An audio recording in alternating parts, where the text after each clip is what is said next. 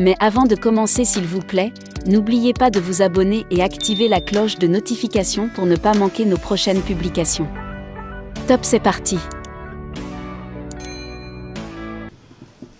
Le Saint-Père, le pape François, dans une lettre encyclique, nous a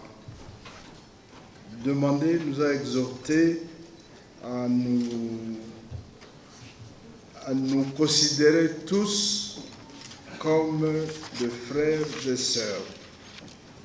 Dans une lettre intitulée Tutti fratelli. Donc vous êtes tous frères.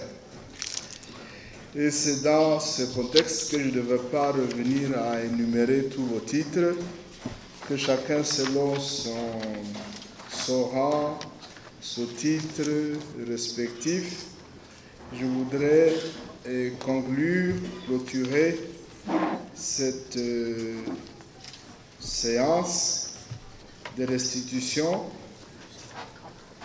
tout simplement en vous remerciant pour l'écoute, l'assiduité, la patience avec laquelle vous avez suivi toutes les interventions concernant l'accord cadre et les accords spécifiques signés entre l'autorité suprême de l'Église et notre État, la République démocratique du Congo. Vous remercier d'abord pour être venus nombreux. Ça me réjouit, c'est une première. Et c'est pratiquement un devoir à domicile que nous avons reçu. Il faudra encore nous tous aller approfondir ces accords. Nous pouvons considérer que nous apprenons acte et que nous allons nous engageons à aller approfondir ce que nous avons attendu aujourd'hui. Et je crois que ce que nous pouvons retenir de cette restitution,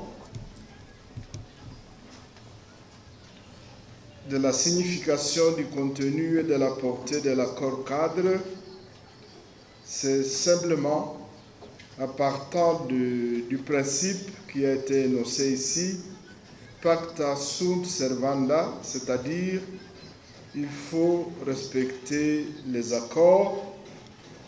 J'estime que nous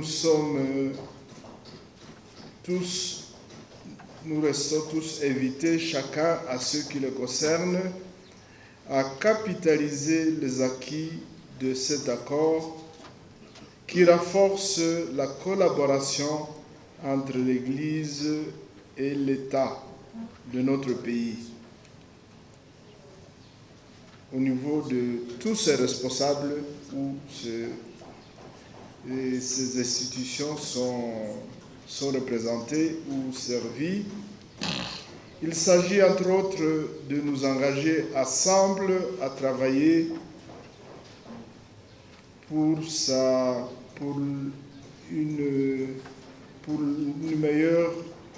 meilleure application, en visant l'intérêt général de notre peuple. Il s'agit ainsi de nous impliquer dans la mise en œuvre des engagements pris par l'Église et par l'État, d'une part, et de nous acquitter de nos obligations mutuelles, d'autre part. Bref, cet accord est un véritable cadre de partenariat entre l'Église et l'État. Nous sommes invités à être des acteurs de ce partenaire qui vise le bien-être du peuple congolais dans la mesure où l'Église et l'État s'occupent de la même personne. Je continue de vous remercier tous pour votre présence, votre participation et votre engagement à vous approprier cet accord entre l'Église et l'État de notre pays, la République démocratique du Congo. Je souhaite que cette réunion d'appropriation redynamise notre collaboration, laquelle vise avant tout l'intérêt général, le bien commun. J'espère que après cette réunion d'ensemble, les rencontres avec des services spécifiques selon le secteur concerné pourront se multiplier en vue d'une meilleure collaboration franche et juste dans le souci de servir notre peuple. Pour un Congo plus beau, plus fort et plus prospère.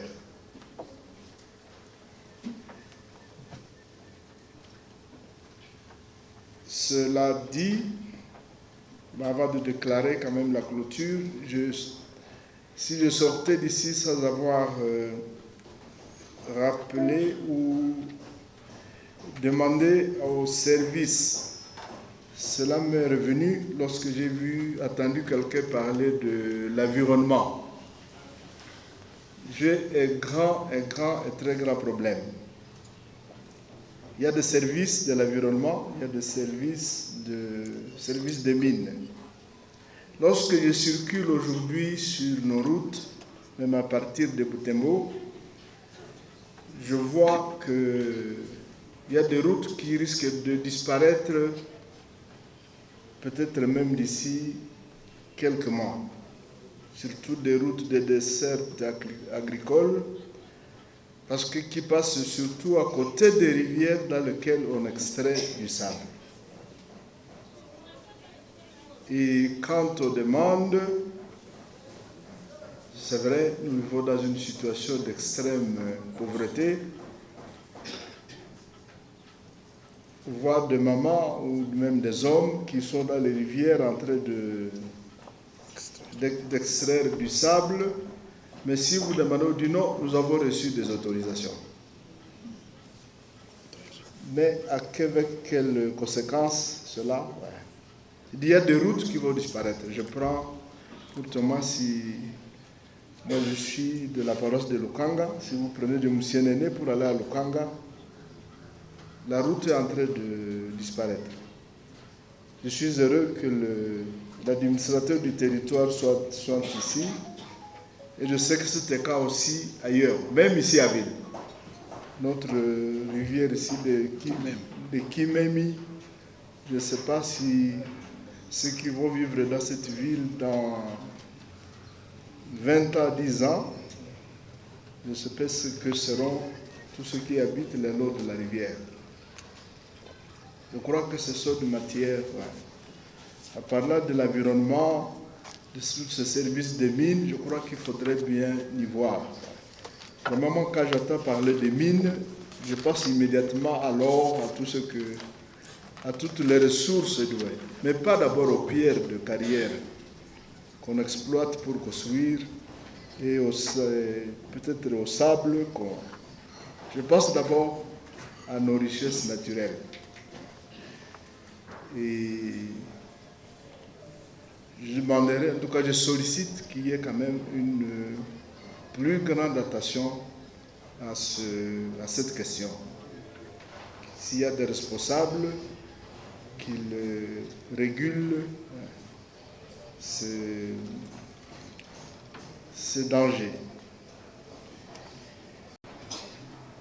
Je vous souhaite un bon retour dans vos milieux respectifs et je déclare close cette réunion d'appropriation de l'accord cadre signé entre le siège et l'État congolais.